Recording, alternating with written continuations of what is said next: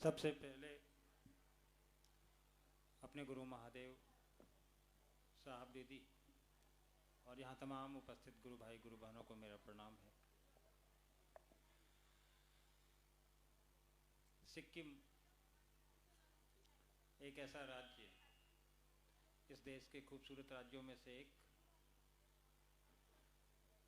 और सिक्किम में रंगपो का ये श्री राम घाट और यहाँ उपस्थित आप लोग शिव की, अपने गुरु की, महादेव की बात करने और सुनने आए हैं। शिव की व्याप्ति, शिव कितने प्रासंगिक हैं इस दुनिया में, हमारे आपके बीच, ये आपकी उपस्थिति बता रही है।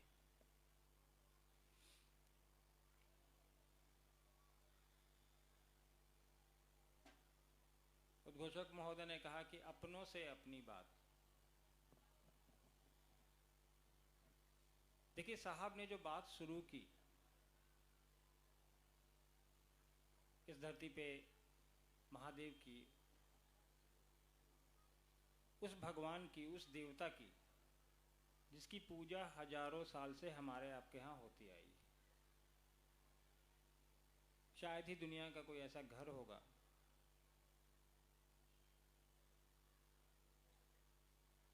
जो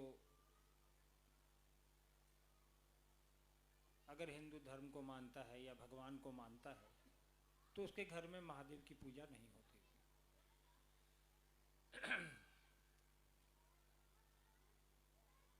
साहब ने कहा कि हम उस महादेव की बात कर रहे हैं जो हर घर का बाबा है। जैसे चंदा हर बच्चों का मामा होता है, महादेव भी हर इंसान के बाबा हैं, हर धरती पाए हुए इंसान के बाबा हैं। आज से पहले भी शिव के शिष्य कितने हुए? अभी थोड़ी देर पहले गुरु भाई कह रहे थे ना कि 112 लोगों की चर्चा किताबों में है जिन्होंने शिव को अपना गुरु बनाया।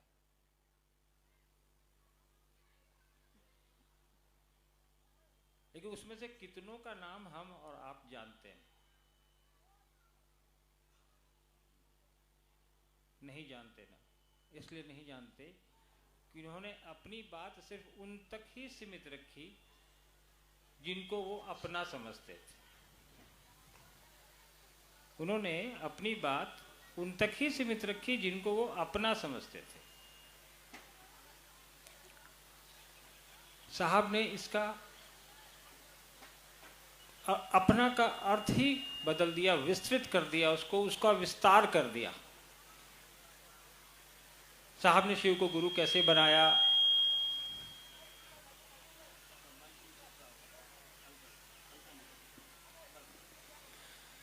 साहब ने शिव को कैसे गुरु बनाया, उसकी क्या यात्रा रही साहब की, ये आप लोगों को पता ही है। इस पे जाने की आवश्यकता नहीं है, गुरु भाइयों ने बताया, आप लोगों ने पूर्व में भी सुना होगा।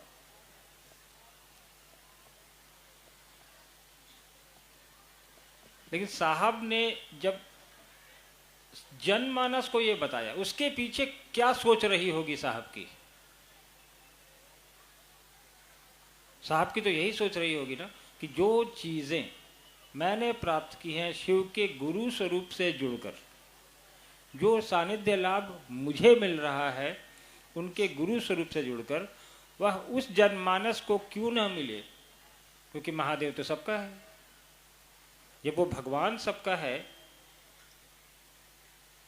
तो भगवान अगर गुरु का काम करेगा तो वो भी सबके लिए करेगा, सिर्फ चुनिंदा हमारे और किसी और के लिए तो करेगा नहीं। साहब ने तो शिव को गुरु 1974 में बनाया। उसके बाद कई एक वर्षों तक वो ऊहापोह की स्थिति में थे। कहानी अभी गुरु भाई ने आपको सुनाई कि शरीर में आएंगे तो नहीं सुनेंगे, और कई तरह की। कई एक वर्ष तक साहब एक कमरे के अंदर, साहब और दीदी आपस में ही बात करते थे। उन्होंने कभी किसी को नहीं कहा कि भाई शिव को हमने गुरु बनाया, तुम भी बना लो। लेकिन जब साहब को यह अनुभूत हुआ, साहब को यह आदेश मिला, जो उनको यह निर्देश मिला कि तुम जो करते हो वो कहते नहीं हो। तब साहब ने कमरे से बाहर इसको कहना शुरू किया, लोगों को बताना शुरू किया।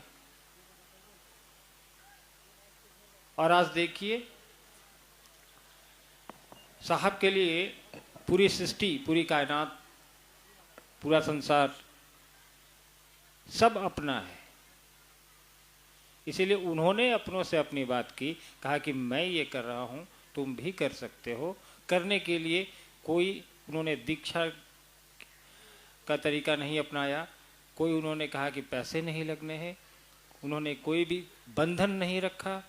तो क्या उन्होंने कभी ये नहीं कहा कि आप क्या खाते हैं, क्या नहीं खाते हैं, आप कैसे हैं, पैसे वाले हैं या नहीं हैं, आप किस धर्म से आते हैं, किस जाति से आते हैं, कोई बंधन नहीं रखा सर।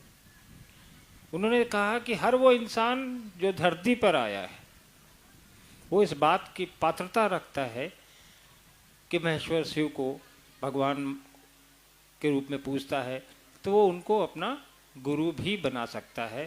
ज़रूरत है सिर्फ शिष्य भाव देने की, प्रेषित करने की। उसका तरीका भी साहब ने बता दिया। अपनी जो उनकी प्रक्रिया रही पिछले 30 सालों में, श्मशान गए, स्कूल के समय से कई एक तांत्रिक अघोरियों के सानिध्य में रहे, सांसारिक गुरुओं के सानिध्य में रहे, लेकिन उसका निचोड़ जो साहब ने निकाल के हमको और आपको दिया वो 3 सूत्र के रूप में दिया। उन्होंने कहा कि तुमको और हमको कुछ ज़्यादा करने की आवश्यकता ही नहीं है। कहा कि ये 3 काम कर लो, और ये तीनों काम कौन करेगा? जो भाव से, मन से इस जुड़ाव में शामिल होना चाहेगा। किसी के मन में ये भाव आएगा कि नहीं मुझे शिव को अपना गुरु बनाना है, तो उस भाव के तहत इसको ये 3 काम करने। और इस 3 काम को करने के लिए कोई बंदिश नहीं, कोई वर्जना नहीं, कोई पैसे नहीं।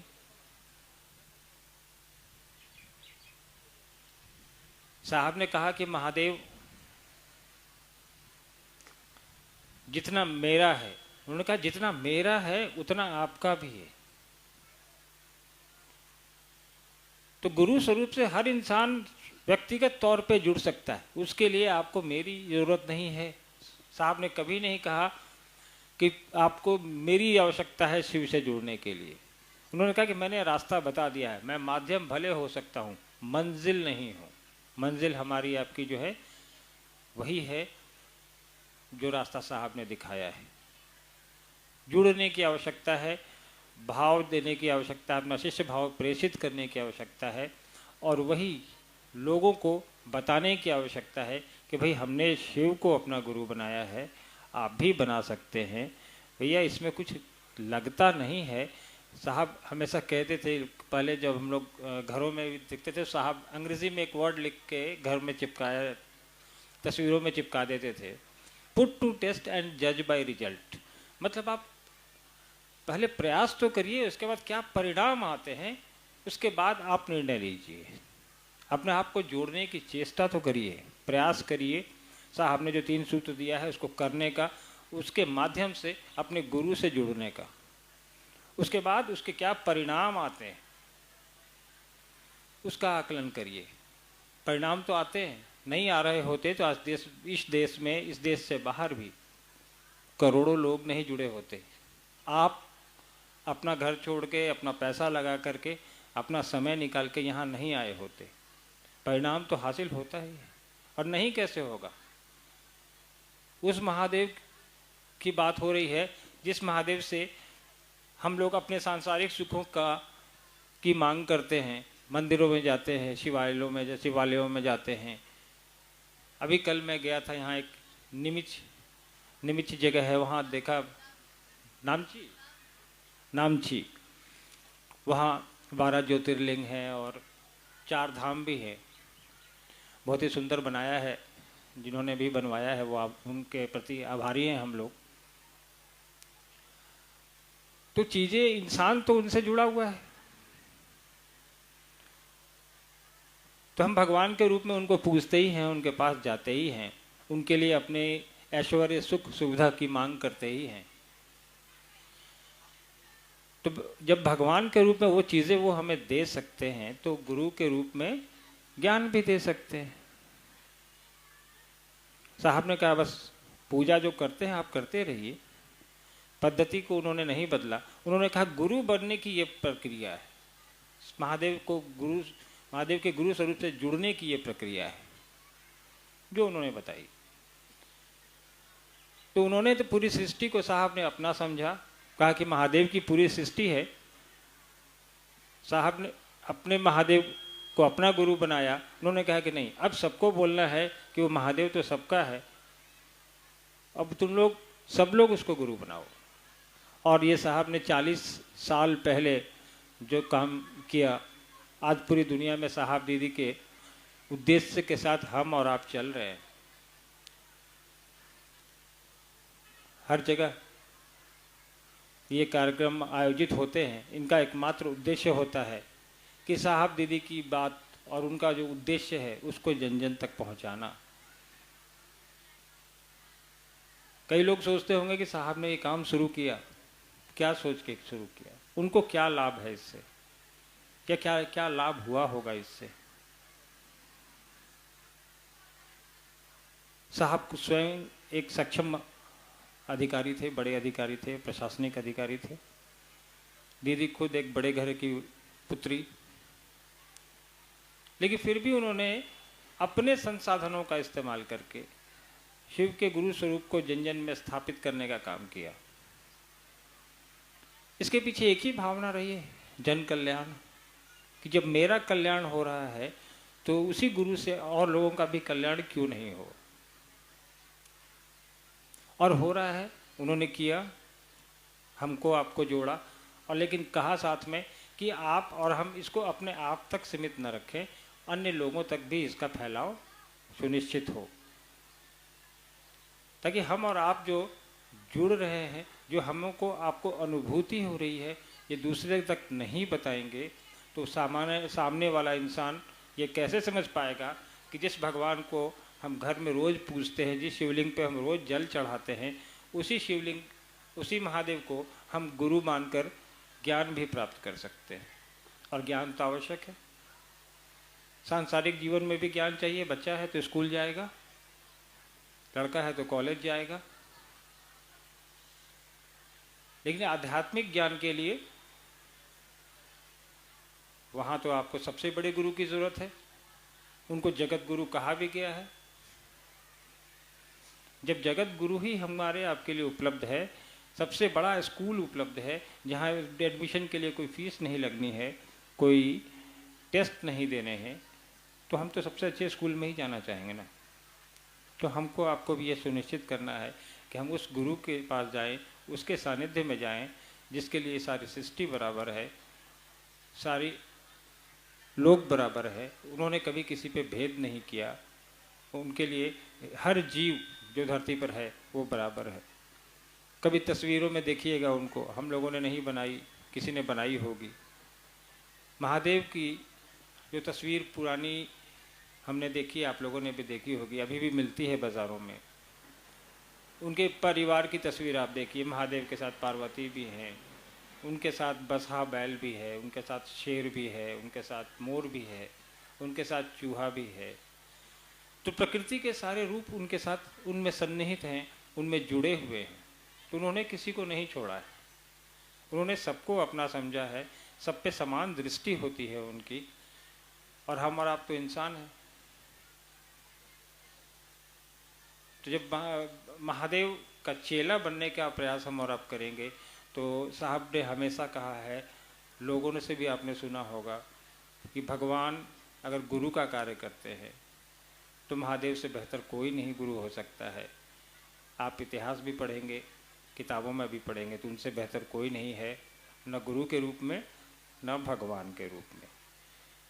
तो हम लोगों ने इस प्रक्रिया के तहत आपके पास आने का काम किया।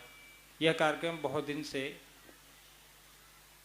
निर्धारित था, लेकिन कतिपय कारणों से ये हो नहीं पा रहा था। साहब ने समय भी दिया था जब वो शरीर में थे, लेकिन उसके बाद ये कोविड-19 की वजह से लॉकडाउन आ गया, उसमें कार्यक्रम नहीं हो पाया। लेकिन हम आप सभी का आभार व्यक्त करते हैं कि आप लोगों ने इतना समय निकाला, अपने गुरु महादेव के लिए वक्त निकाला, हम लोगों से बात करने के लिए यहाँ तक पहुँचे। हम जानते हैं कि आप लोग काफ़ी देर से बैठे हैं और बरखा जी भी आप लोग के बीच बैठी हैं। मैं ज़्यादा समय लूँगा नहीं आप लोग का, ऐसा लगता है मैंने समय ले लिया है काफ़ी।